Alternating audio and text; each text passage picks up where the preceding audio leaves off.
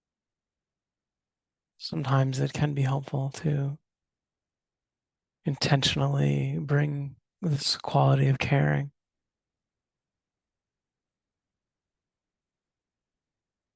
softening the relationship,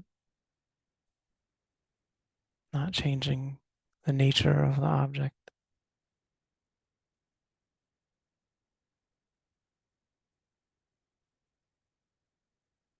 With something pleasant, we can appreciate it, not running, not rejecting, or shutting it off.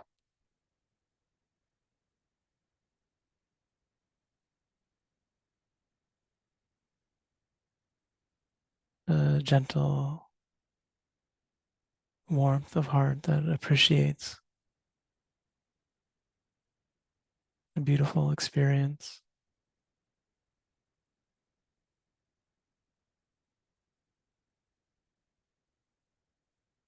in the body, in the mind, in any sense door.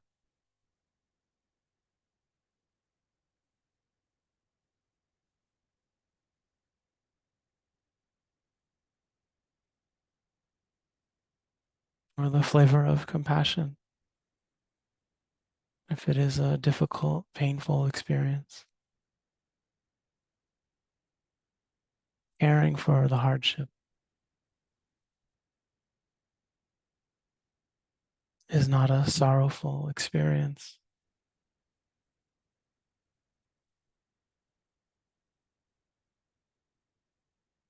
Recognizing pain, wishing well,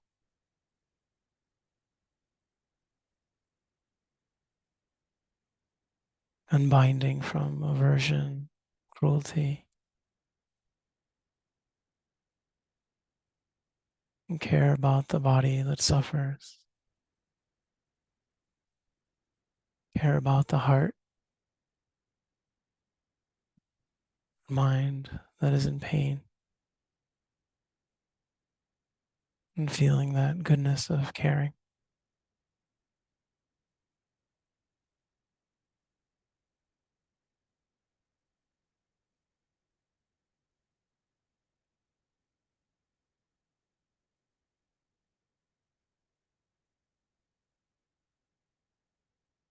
And this same skill used for our direct experience in the body, in the mind, and the senses, or ideas, memories, imaginings that might arise in the mind. We can care about their pleasant or painful quality.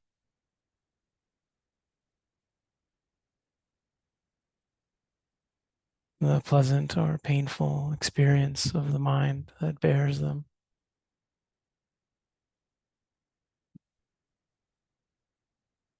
And receiving that healing quality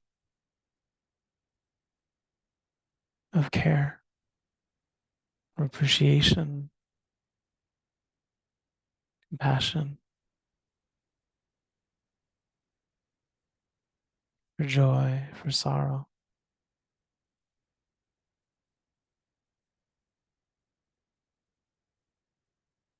or everything in between.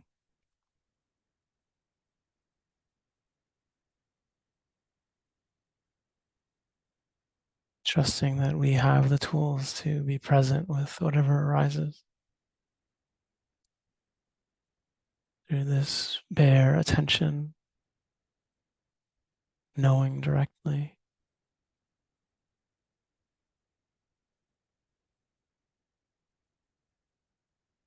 or the caring for the birth, life, and death of all of these changing experiences.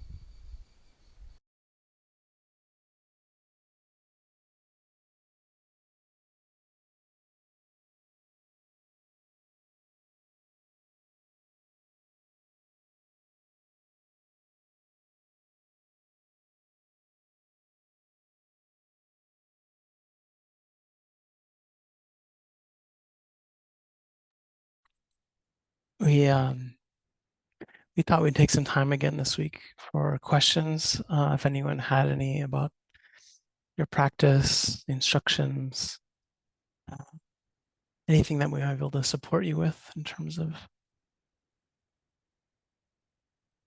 this path. We'll do another talk next week, but until then, yeah, curious to hear if anyone has any questions. Just, I have to leave a little early today, but Michelle will forge ahead without me when I have to go. And if anyone has a question, the best way to let us know is at the bottom of your Zoom screen, there's a little reactions button.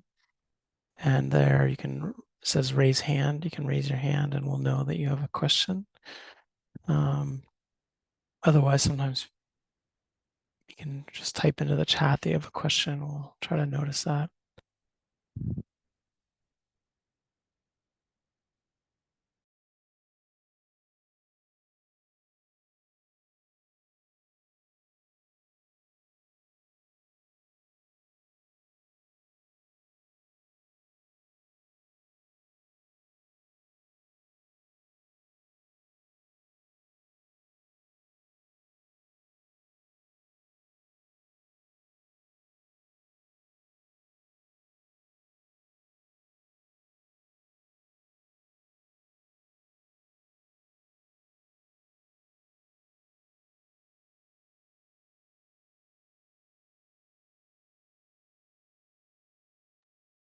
Or you can always wave your hand around and sometimes we'll see that.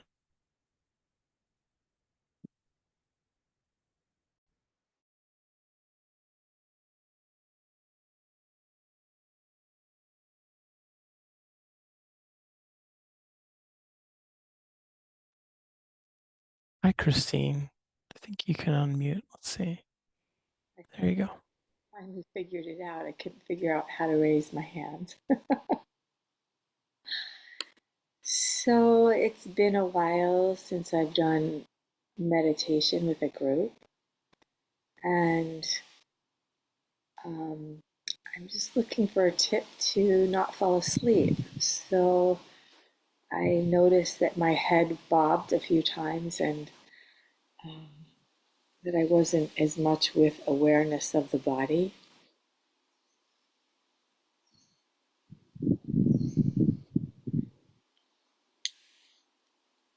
So, do you have any tips? Very good question. Michelle, do you want to start? Do you want me to start?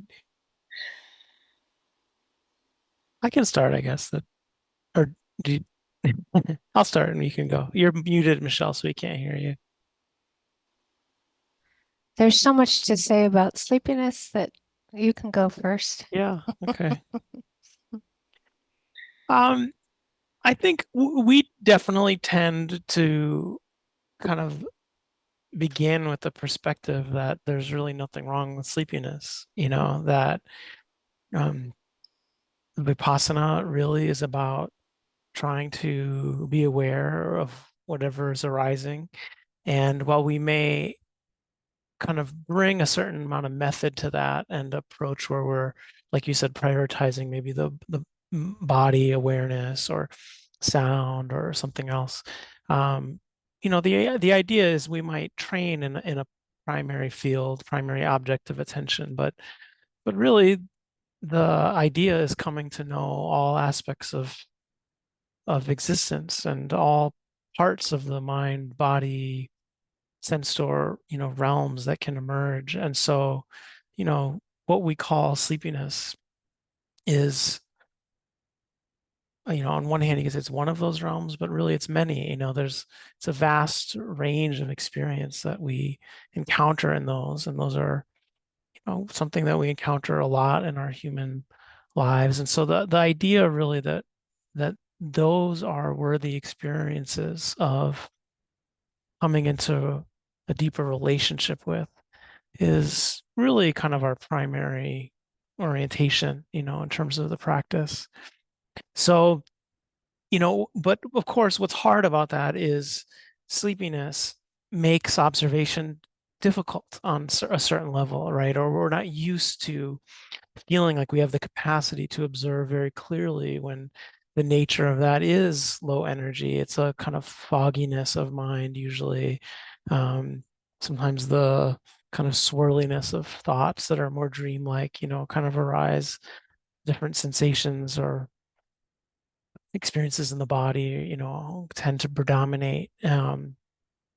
And so, I think we also recognize that it can be very challenging. So it's not to dismiss that side of it either, to really see that it's hard to observe when some of these elements of observation are kind of in their lower intensity states. So, but really that's just a matter of kind of coming to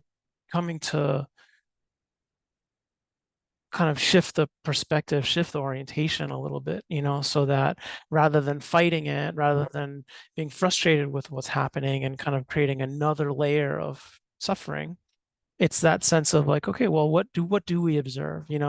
What does the body feel like in these places? Often, if you really are falling asleep, you're the physical sensations might be more pleasant, right? That you're usually, if you have a lot of unpleasant physical sensations, that's very stimulating to the mind. And it'll be harder to fall asleep. So you might notice, oh, what does the body feel like? What are the kind of realms of physical sensations?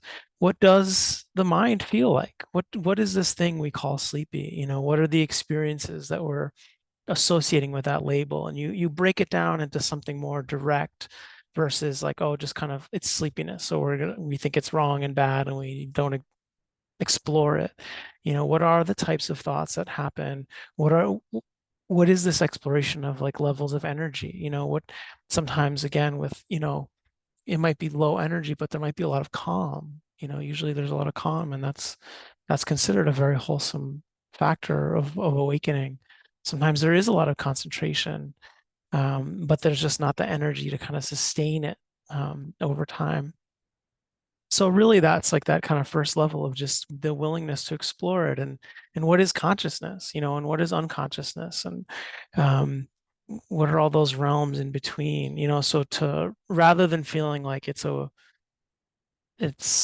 failure, or it's not what you're signed up for, or not what you wish the mind how you wish the mind was behaving, it's like this invitation to explore what is happening, which is sleepiness. What do you think, Michelle? Oh, you're muted still. There we Yeah. go. Okay.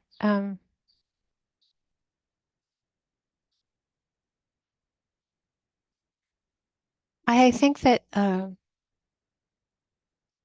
before we die, there's probably going to be a lot of sleepiness. And so it's a very valuable practice, actually, as Jesse is saying, getting a relationship with it, like probably the most important. Whether we're standing, sitting, lying, or walking, it's important to be able to practice mindfulness of sleepiness, right? It's so, there are a lot of methods, but I think that what Jesse's saying is the most important, which is, and I'll go into that just a little more, and that I would say at least knowing our culture pretty well, I think that there's such a judgment about low energy unless we're wanting to sleep, right? If we want to sleep, then we usually accept sleepiness, but generally we don't. And so the whole way of that we can actually explore working with aversion and attachment is incredible with sleepiness, because you'll just be sitting there, energy goes down, and you don't want it. Or you want what was happening when you were clearer. So it's like to be able to notice the reactions, the liking, the disliking, and all the ways that we're identifying with it and taking it personally, versus actually accepting it. it's so rich. Like to me, again, it's so rich. And especially, I think, as you get older, and you're dealing with more health issues, then if you haven't practiced with sleepiness up to that point, yeah, it's harder, right? It's harder to deal with a body that's a lot of the energy is going into healing the body versus having as much for mindfulness practice. So I think that if we can really understand the richness of it, then often when the low energy happens, there can be at least energy coming from being more interested in it. And that's the key. The key to it is being interested in it. And so any intervention one makes in terms of maybe bringing more energy, if it's coming out of aversion or attachment, then you're just reinforcing aversion and attachment. So as Jesse said, so much of how we work with it is with acceptance. Vipassana is bringing the attention to what's predominant. And if sleepiness is predominant, then you bring your attention to it. And it's exploring the body and the mind, the chitta, the mind with it is amazing because often you're awake, we're awake. It's just simply fuzzy. That's all. We make such a big deal out of the fuzzy mind. Uh, so learning how to notice a clear mind and notice a fuzzy mind and to just not take that personally whatsoever. Whatsoever. If there's a partiality, if there's a valuing clarity over fuzziness, we suffer. And there's no need for the suffering. That's like, it's all it is low energy. And we do have to, again, know the cultural conditioning. If there's a coffee shop on every block, how many chamomile tea shops are there on every block? Zero. I'm not even, caffeine's wonderful, but I mean, I'm not saying that in terms of putting caffeine down. I'm just saying that the emphasis, the valuing of the caffeine over something like chamomile is extraordinary. So we have to understand again that knee-jerk reaction to only accepting sleepiness when we want it is the issue. So, for example, if you're not identified with sleepiness and you're not taking it personally, you can get fully enlightened paying attention to sleepiness. Because as we all know, and we hear over and over again, that it's not the experience in Vipassana that matters. What matters is our relationship with the experience. Having gone through 2 rounds of long COVID in the past couple of years, you might hear some learned interest in sleepiness. And I'm speaking from a lot of experience, not that I didn't have it before, but it's like awesome. It's awesome. It's very humbling because there's that knee-jerk reaction to, oh, I want more energy, right? It's like, I don't want sleepiness. Me, my sleepiness, my clarity, my energy. And if that hasn't been worked with when you start getting older, you're going to suffer a lot, unnecessarily. There's plenty of suffering as it is anyway. So knocking out the sleepy one is essential. So, Jesse, I don't know if you want to talk about the different ways we can intervene, but it's like I feel like the baseline of acceptance is, or noticing resistance to it, of course. So maybe you can. Oh, I think, Yeah. yeah. I mean, I think, like you said, interest. Not interest is important in terms of the practice, but also interest will build energy over time. I mean, it's not like necessarily gonna happen the next moment, but if you're genuinely interested in an experience, that starts to build energy, um, and it has to be willing to be interested in the sleepiness, not trying to get energy to supersede it or kind of overcome it, but that genuine acceptance before the investigation. So I mean, one thing I've said this before, but that, and you mentioned it, Michelle, is like the proximity of it to death in terms of what it might be like when we're actually dying is in one place where there might be interest. Sometimes it's like if you're falling asleep and nodding off, and if you reflect upon it as like, oh, what is this like dying? That might make it a little more interesting. You might get a little more energized, you know, or not, fall asleep. And I can add, I mean, there's many things that the Buddha said to do if we want to add in interventions, but it's so hard to do those without with the motivation being clear.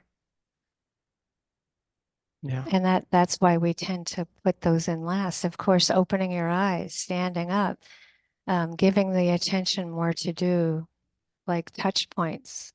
So you can do left shoulder, right hip, left knee, right ankle, left ankle, right knee, left shoulder, left hip, right shoulder. You see, that brings energy. And if you're falling asleep when you're doing that, and then you open your eyes and you do it, and you just bring your attention somewhere like that in a pattern that's hard to remember, and then just letting the attention go in, noticing something or not noticing anything and moving, those kind of things, or just standing, things like that will bring energy sometimes. But if you're doing it out of aversion of sleepiness, what's the point? You're just reinforcing aversion.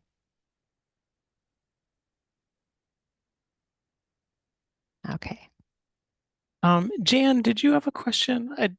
Jan Foster, I wasn't sure if you were, no, okay, because you were before it looked like maybe you were trying to look for the thing. Okay. I know Arlene and then Kate did. I have to leave.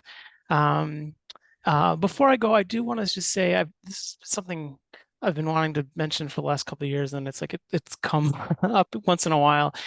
There are times where I might notice that someone is like reading the newspaper or like doing other work or eating dinner, and I will turn off your video because we try to kind of maintain a little bit of coherence as to like people paying attention to what we're doing. I understand, of course, we understand that people have busy lives and this might be more in the background at times. So we ask that you turn off your video if you're not kind of more intensely focused on it, and to not take it personally if I turn off your video for you. Hey. I have a question. Yes. Is everything just going to run on its own, or do Everything I is just need going to to? run on its own. Yeah. Everyone can unmute themselves at this point, Oh, and no. um, Okay. yeah. So they're just Is Kay gonna host or no. Kate has a no? question though, but I after know. Arlene, you don't need hosting Okay. at this point. I think you're Okay. good. Okay. Um, Great. oh Okay. wait, where did Arlene? Hold on. Oh, yeah. I think Arlene and Rob are going to ask a question. Okay. Um, but I'm sure I can. How about this, Kate? I'm going to make you Thank co-host you. just in Yeah. case. Yeah. Okay. Thank you, Kay. Yeah. Thank you, Kay. Ahead of time. And, Thank you. and I will see you all later. Take care. Um, I wish I had sleepiness during meditation. I'm more of the restless type. Mhm. And I I watch it through my body, but the energy, or especially when I'm sitting, and especially lately. And I notice the judgment that I have, which is negative. I think the judgment is more negative than the sensations. But it goes back to 30 years ago that, a good meditator is somebody who, achieves calmness, or, but also, if I weren't feeling these restless sensations, I would be able to pick up more of the thoughts. But there aren't, when I kind of say, okay, let's look at the thoughts, and there aren't that many thoughts. It would be interesting if there were thoughts. And so there's a question that I have, and like today it was, well, do I get up and do walking meditation? And I kind of discouraged myself for a while with, you should be able to sit for blah, blah, blah. And then I got up and I did walking meditation. But there is within me this negative connotation about getting up in reaction to the sensation of restlessness. If I decide, and many months ago, you and Jesse's told me, sit for half an hour and walk for half an hour, or 20 minutes. Don't get attached to, you've got to do this. And so when I do that, it's not a problem. Ah, Well, I go on to the next problem, Michelle. I'm sorry. well, that's the nature of the restlessness. I mean, I think that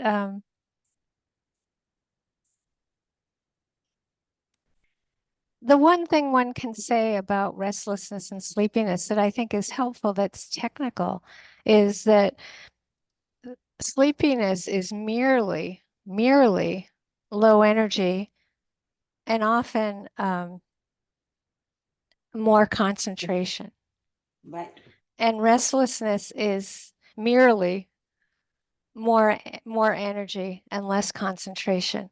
So if you look at it from that perspective and you take the judgment out of either of them, sleepiness is actually more pleasant. Right.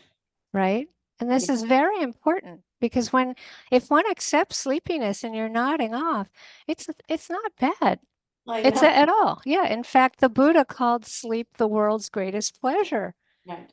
Right? And so restlessness is much more unpleasant and much more difficult to work with, because anywhere you bring the attention, now technically, again, the attention slips off because there's so little concentration. So the actual medicine of mindfulness, of being able to connect and sustain, with restlessness, you can usually connect, but not sustain. And that actually revs you up even more. Okay. Okay. And then if you take, for example, to add in a possible conditioned body of being wired and not calm, I'm wired for not being calm. I usually will tell people that when I'm with a new group or new people, I'll be like, you should have seen me. You should have seen me 30 years ago. Or it's like there's been a lot more calm comparatively. But my body is not going to be an elephant. It just isn't. Like my body's a I hummingbird. imagine It's a being hummingbird. You're a hummingbird or something like that. There is nothing wrong with being an elephant or a hummingbird. It's when you want to be the right, other type, right? especially since my husband is more of the elephant. Right. Of course, that's usually what happens. Usually couples, any kind of coupling is going to come with the opposite, Right. the balance. So, Yeah. So do, let me like I want to keep going with it because it's so important. And I'm going to be able to like say something so important about the sleepiness also. It's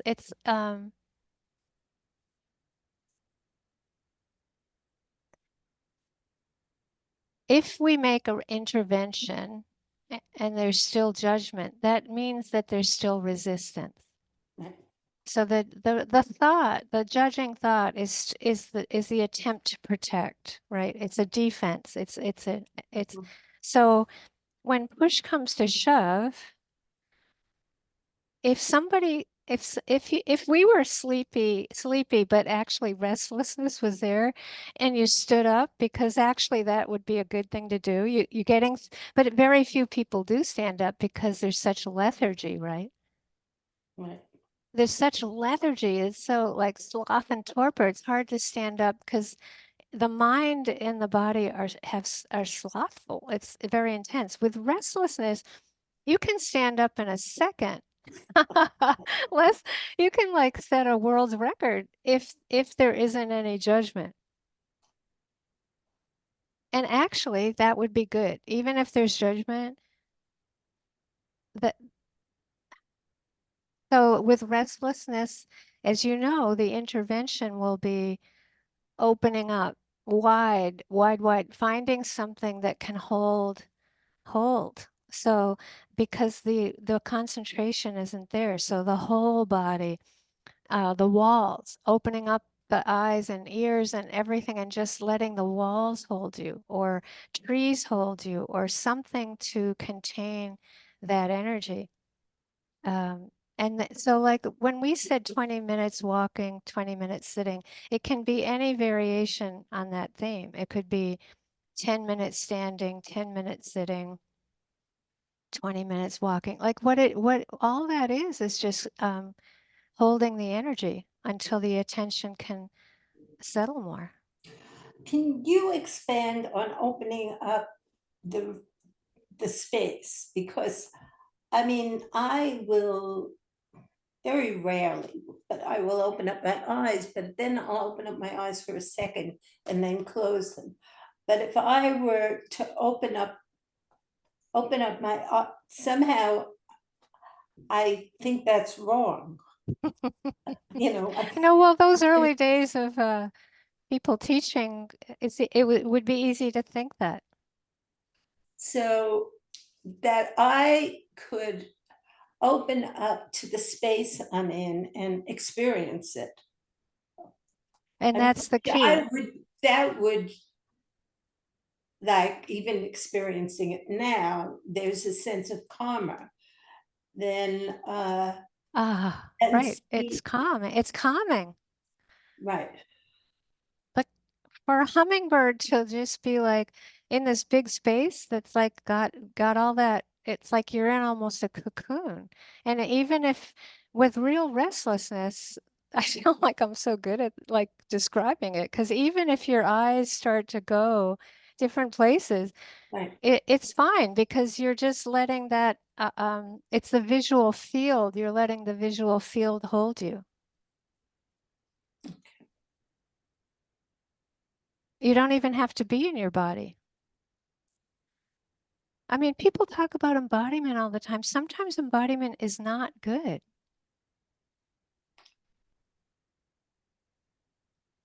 If your body is like going like this, and you can't be with it, what do? You step out, you let the consciousness open. You're not leaving your body. The body's not going to go anywhere. Where does it go? Nowhere. But it's like you're just letting the awareness open up to much more solid, tangible objects to hold. And at some point, I'm not saying that judgment might not appear because that's your conditioning, but Right. it can change. Like if I feel like I always want to say, if I can do it, you can do it. Well, you've said it to me for years. Yeah, no, because like I'm speaking from experience. I'm not making this up as some theoretical, hypothetical instruction. It's much more going with how things are. And I'm not even saying the visual field will be it. It sounds like it might work, some calming, but it's like,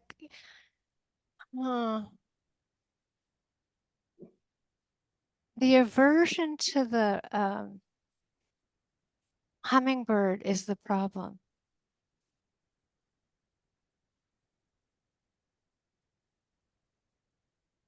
And that's sad. And that's what I had to work with. Just like, I want to be like that. I should be like this. I should be like this. I was put in the corner all the time in kindergarten for laughing. First grade, second grade, for laughing too much. But all that is that energy, right? I had a taste for the absurd way too young. But you know what I'm saying. Right. I don't think I had as much judgment about it until I became a medic. I mean, Well, that's too bad. I'm sorry to hear that. Yeah. how Yeah. it should be, especially after so many years. Well, I can, now that I'm this age, I can just blab on and on about this stuff. It's like that the way I used to teach what it was called back in the old days, learning disabilities, before I taught at IMS. So I could tell that the instruction was only going to one type. Right. It was Steve that introduced hearing as another option other than the breath for an anchor, right? Like it was not even offered. I just did it anyway. Do you see what I mean? Like Yeah. I did, but it's like when you look at even now, the level of not including all the different ways we can be in any kind of teaching situation. Again, I'm sorry you had to go through that, but hopefully we can unwind it. Thank you. Yeah.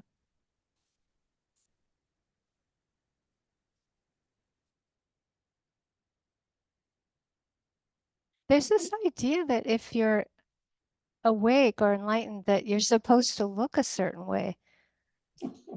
And it's ridiculous.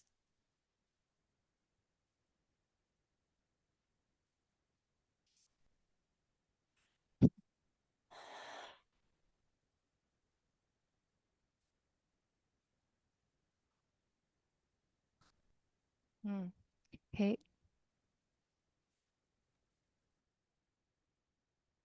Yeah. I think I'm finding I see a lot of aversions, and whether that's within the narrative and thought process, or like a sensation, a lot of resistance. A lot of what? Resistance. Oh, okay. And I start to find a little relief, like even through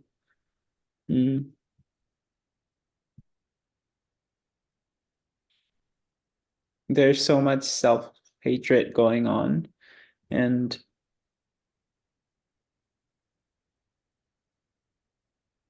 and I kept resisting it, and I just didn't know how to accept it. And of course, I try in different ways. And there was a little really like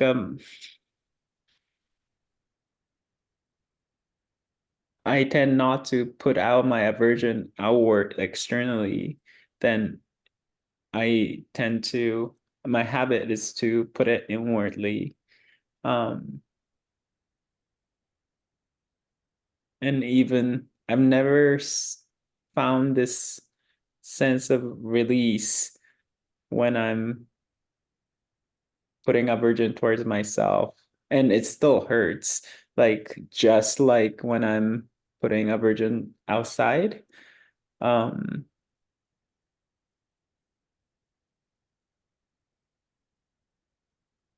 but e-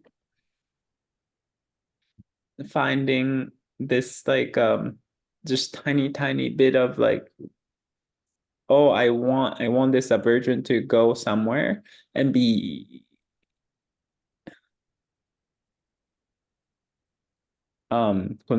not consumed, like evaporate, like I want it to be used. And when I saw that, there was a little acceptance, just tiny bit of acceptance that, oh, there is kind of not use, but there's a use for blaming myself. um, uh, the pressure goes a little bit instead of just cooking all the time. Um, but that's when I think about that process conceptually, there are a lot of doubts because that feels dangerous, or that feels counterproductive, or because I mean it still might be because it's still a virgin, but mm, that was kind of first time I saw a glimpse of like accepting how much self-hatred there is. And I thought I just wanted to ask, because there are a lot of doubts that's around it still. And again, conceptually it feels dangerous, like there's a lot of fear and doubts around it. I you know, it's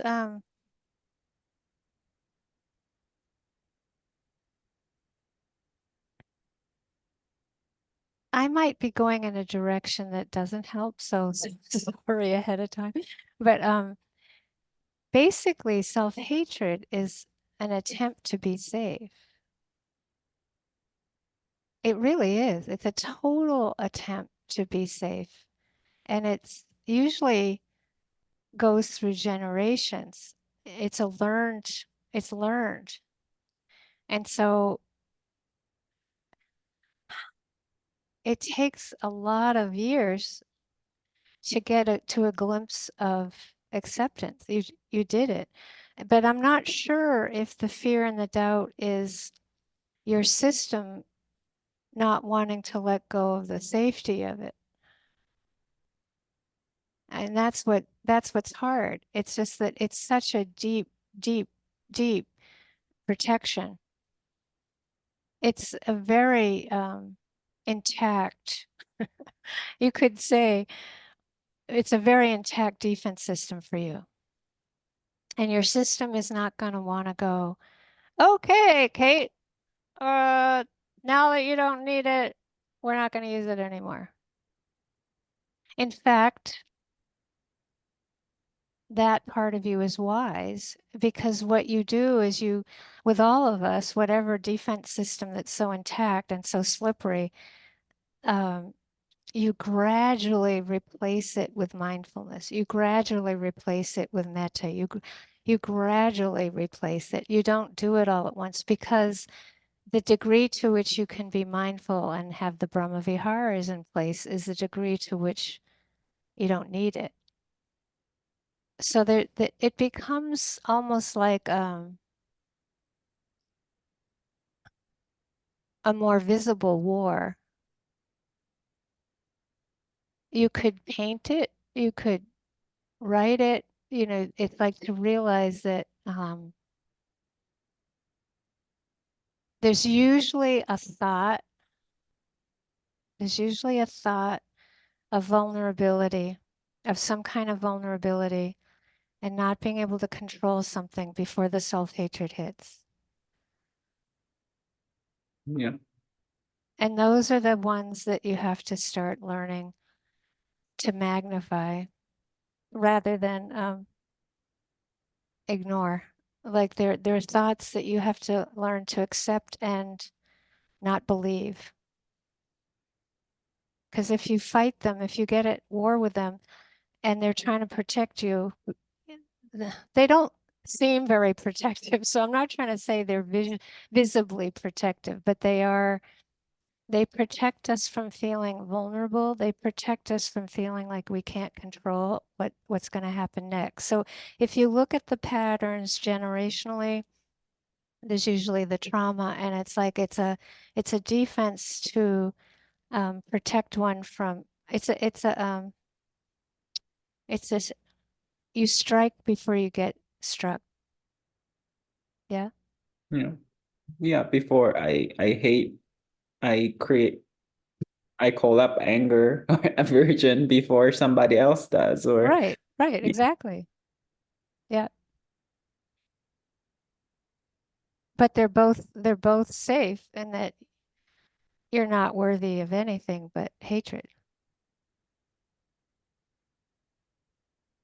And that sounds horrible, because it is. That's wrong. It's not true. But it's an amazing defense from feeling like you never know when you're going to get judged or hurt, right? It's like you might as well, I know this so well, you might as well just hurt yourself 100% so you don't have to go through that. Yeah, I get it. And I can say it can change, but it's just like,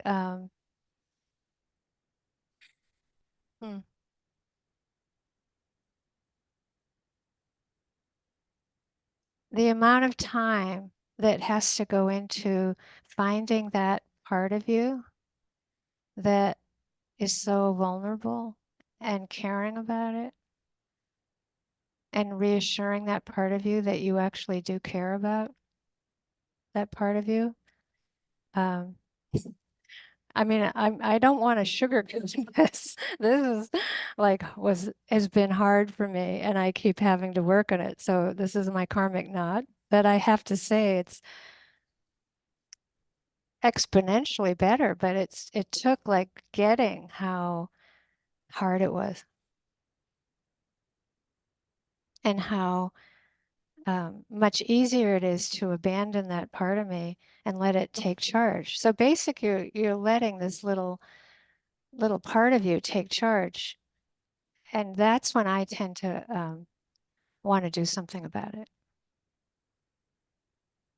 At that place where I see the merciless attack, and know that I actually don't want to hurt myself that much. But that even that's not going to help. Like what's really going to help is that I want to get a relationship to that part of me, because that's actually how I find myself.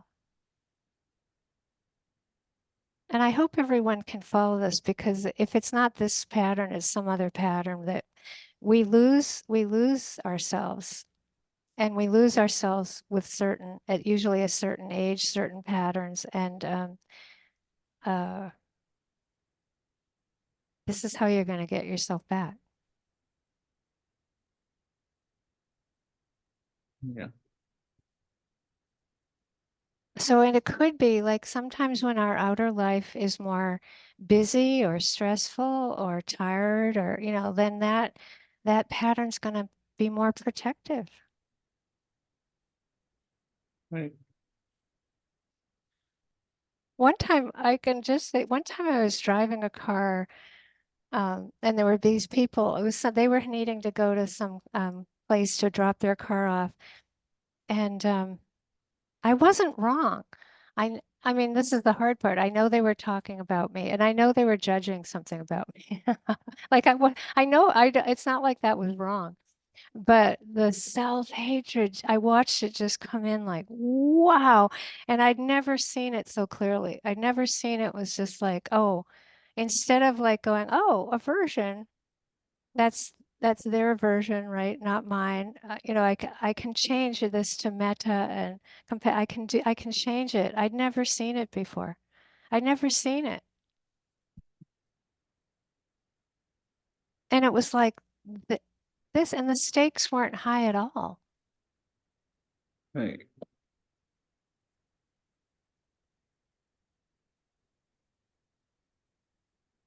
It's very familiar, keep driving, do more self-attacking, or maybe I can be interested in this a little bit. Yeah. Yeah. I think I really, over a few years, I really understood that that is the protection that actually works. And I tend to, of course, like it works in different ways. So I keep going back. And like that doesn't exactly, I mean, that's a great learning that I learned that, oh, I really need that protection time to time. Right. And I guess what I want to add to that, when you know that, when you realize it, the idea is that you try to get a relationship with that part without having to act it out. Right? Like that thought is going to help you. That thought that it's a protection is a way into not doing it. But I get of course I know the rationale for how it can make it easier to do it. So I'm not trying to talk you out of that. It's more that I can assure you that it can also be a road in. Hmm. Yeah, I think I'm seeing, like, for the first time, that's how it's rode in. Um, and I'm not yes sure about the road in, but I think I see it. So That part of you is going to always want you to be honest about that. The last thing you need is more crap on top of it.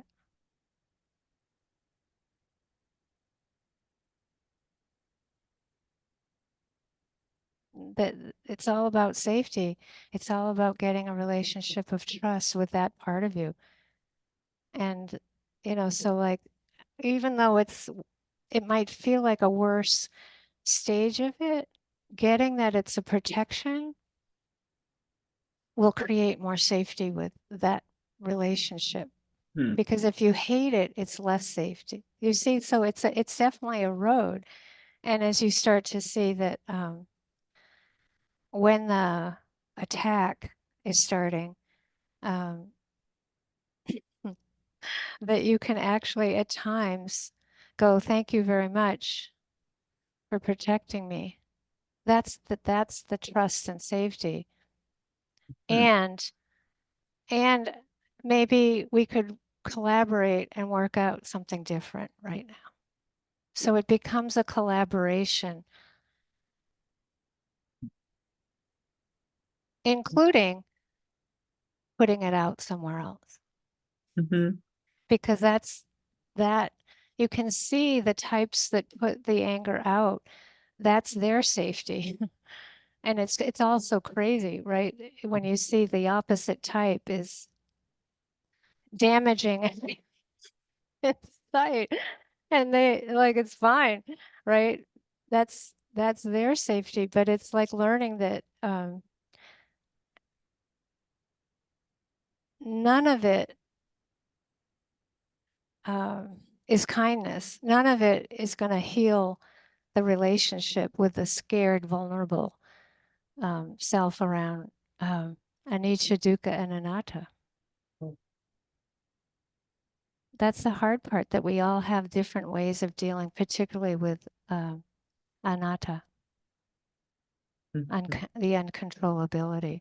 And we really, the hard part is like the learning in this is that you cannot control what other people are thinking. And that's like when you're a vulnerable little being that is getting it, and you can't protect yourself from it. Of course you can't distinguish that.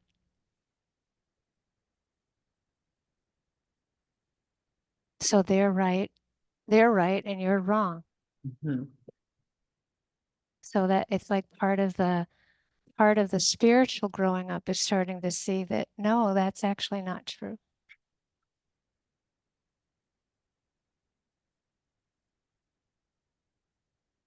And then I know you have your deep practice. It's like when you see aversion is just aversion, when you actually see it that clearly, you're motivated to keep working at this. Yep. Yeah. Yeah. No, it's great. I'm really glad you brought it up. It's really good. And you're going to go, it's going to go, I don't know if my screen will hold it, but it goes like this.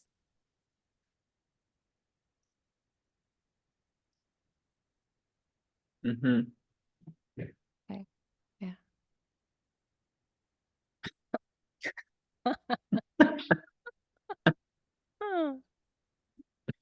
Thank you.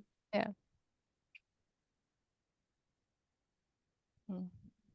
Great. I was hoping somebody would ask a question that I'd say, I don't know. Jesse will write a talk about that next week, and I could tell him, but nobody did. Oh well. I was ready. Okay, well, have a great week. Thanks for your practice. Good to see you.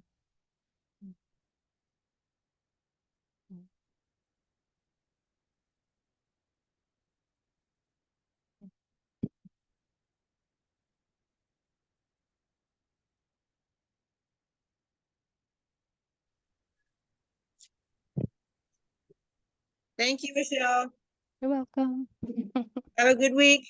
Bye. Thank you. Bye-bye. Ah. Somebody unmuted.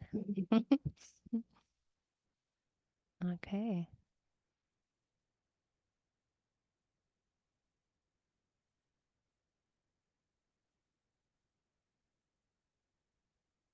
Bye.